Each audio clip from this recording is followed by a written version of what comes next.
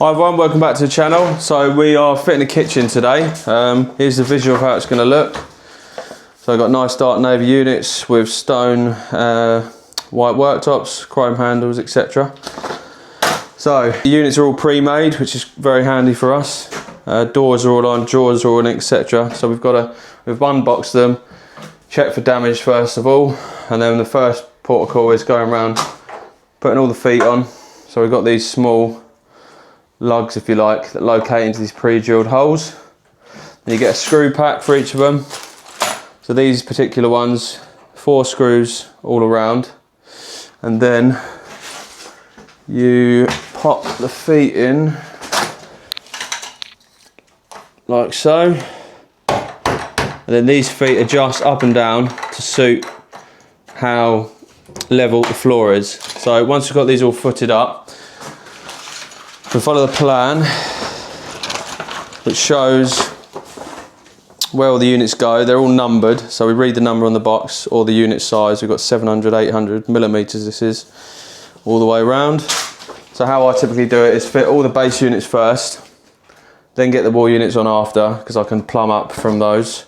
So before we start fitting any units, what we have to do is check the floor levels. So we have to put a laser level round, measure to the level at various points where the units are going round, checking for the high and low points.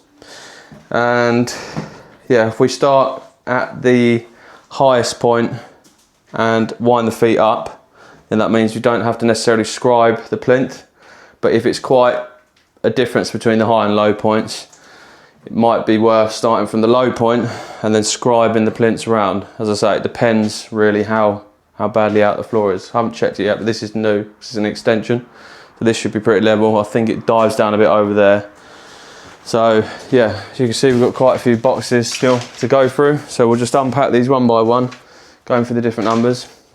And yeah, let's get into it.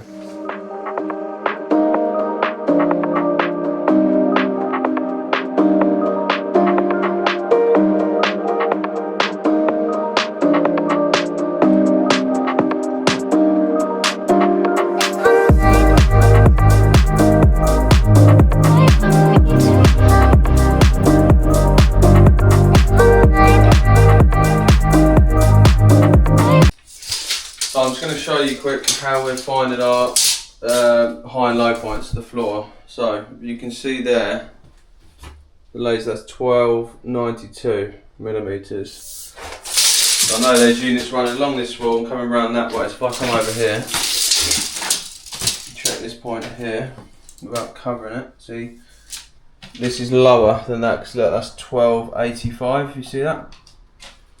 So that is 7 mil lower. That corner over there, which isn't that bad at all. And then over here we've got 1294. So within this area, that's pretty level. It's slightly, yeah, dipping down there. And then I know that I'll come over here, check this old area of flooring. And this is on here, so that's 1302. So I think the difference between there and there is roughly about between 12 and 15 mil. So that's not that bad really in terms of floor being out. So we will just start in this location, start levelling them up from here. The height of the plinth plus about 5 mil, and then the unit height. And as we get over there, we'll have a bit more tolerance for the plinth, but that just allows us to get it in over there. So yeah. Okay, so we've got quite a few base units in now, which is good. Took us a while to get this corner set up because we've had to make it up as a corner detail here, but it was quite critical that this piece here was the right size. We had to make all the allowances for the unit sizes, and then if you see this column here, so we're 10 mil back from the edge of it. So we've got a 19 mil panel going on there, so that's 10 mil past there approximately. And then we've got a tower unit here, but we want, on the drawing it shows a tiny 10 mil gap between this end panel and this one. We don't want that, we want it to bridge nicely, be fixed together. So once this end panel goes on and the next end panel goes on, we're going to cut it a bit short just past this column so that we can fix another end panel around the back of it and scribe it to this column. So you won't see any gaps anywhere. It'll be a smooth continuation of the units. As you can see, these eye down nice and straight, these units. The walls weren't too bad. We had to scribe the bottom, like back section of the carcasses, because the plastering was sort of scooping out, if you like. But it's important when you go into out of true, you know, straight walls, that you have to, all the unit fronts have to be in line, because if you don't and they're sort of wavy, when the templators come to the worktops, or even if you fit in the worktops yourself, it's problematic. You'll have uneven shadow lines for your overhang, etc. So yeah, got all that in. So now we're going to get this unit in here where the sink's going. So as you can see, the pipes are all coming out here. It'll be hard to get this extremely neat, because ideally you'd want to drill some nice neat hole saw holes around these, but we'll have to do, we use this as a data, measure off here, find the centres, and we'll have to do a neat oval size shaped cutout from the back so those pipes can come through. So yeah, get that in. We've got a dishwasher space going here for an integrated dishwasher, I believe it is. M panel there. Once we get these in, we'll probably do the wall units here and then continue that way with the tower units and work our way around.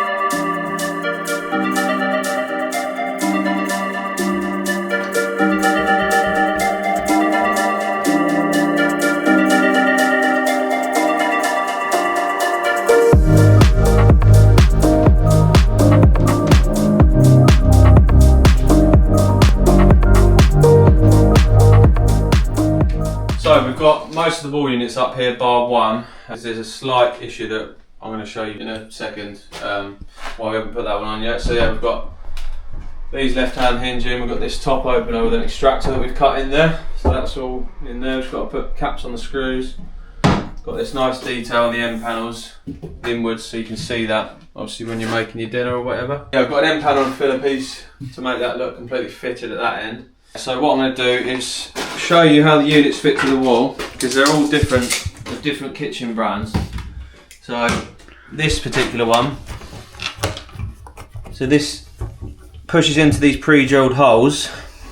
You then pull that down and it locks this mechanism so that it can't pull out. And there's these two holes here. You get some dome head screws, you screw through there, that locks that into place. You can see this screw here which goes in and out. That's what obviously lifts up and down if you need up and down adjustment when you get it on the wall. And then this red screw, you wind that one in, and once it is at the right height, that locks it so it can't shake back and forward. Then we've got these small angled brackets down here, so pre-drill through them. Once it's all in level and plumb, we can screw through that, and that again just locks it all in. Right, so we've got this unit in here. This is how we've done it. So we've got an end panel obviously on this base. That is, this piece here goes, it's 103 mil. So what it was, from this wall to that mark I've got there, 98 mil plus 5, so that it's set in 5 mil. And then what we did is screw, because that piece is so small, made it a bit wider, so about 29 mil, and screwed it through the back of this. So we screwed this to that unit, and then we fixed through that end panel into this one, which I think makes a nicer transition where it's smoother here. This comes out, you've got a good bit of tolerance there, and when the worktop goes on, that'll probably go either 5 mil over, 10 mil over would give you a 10 mil gap, tolerance gap between that pull out units. We've L-bracketed that on, but what I thought I'd do is show you how we're scribing and installing these tower units. So the walls are quite bad in this area, where what's happened is the plaster's scooped out the bottom. So you're talking like 15 mil really. as in if when it's plumb, it's tight at the bottom, you've got a 15mm gap at the top. So how we do it is, where are the packers? Right. If I push this, if you come around here, you can see, so look, that at the minute, pretty much touching there, and you can see the massive gap here at the top. That, when we push that back to these packers and have it tight at the bottom, if you see this level's plumb, if you can see. So, as I say, packers at the top, that's about 9mm and it's tight at the bottom, right? So, but if you look here, if I run a straight edge, you can see that this unit is still proud of that when it's tight at the wall at the bottom, which is 15mm, as I've measured it a minute ago.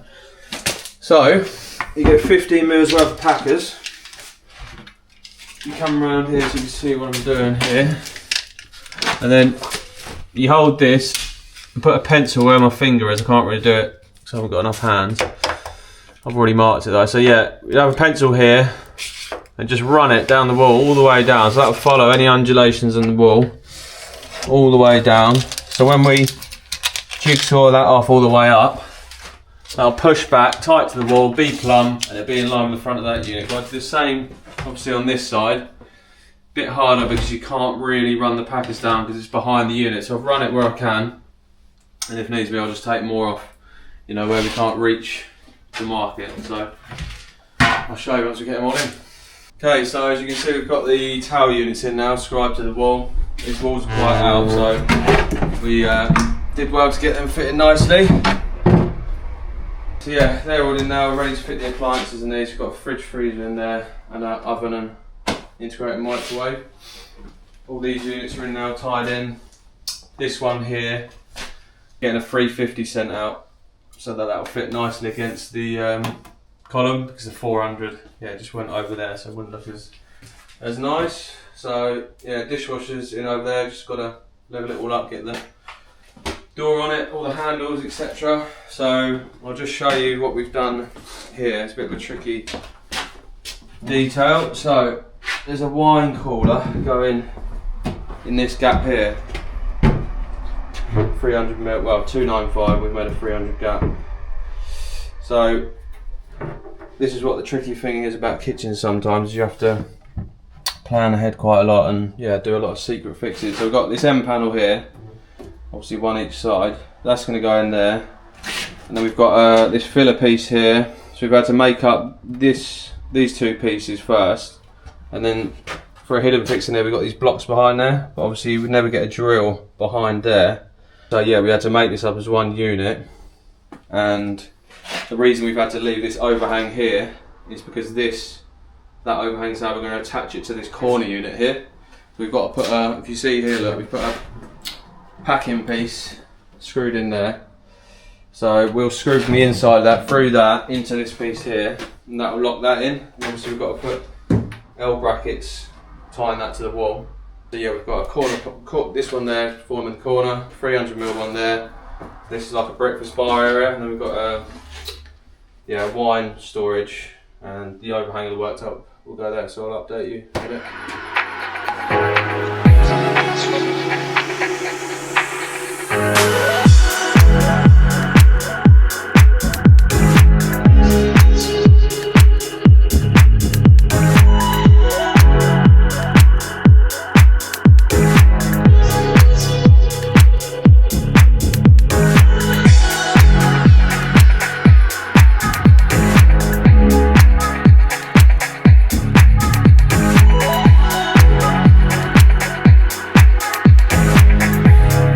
Right, that's the kitchen all complete on this one then. As you can see, it's all fitted as per the spec. So I'm really pleased with how this one's come out, as is the client.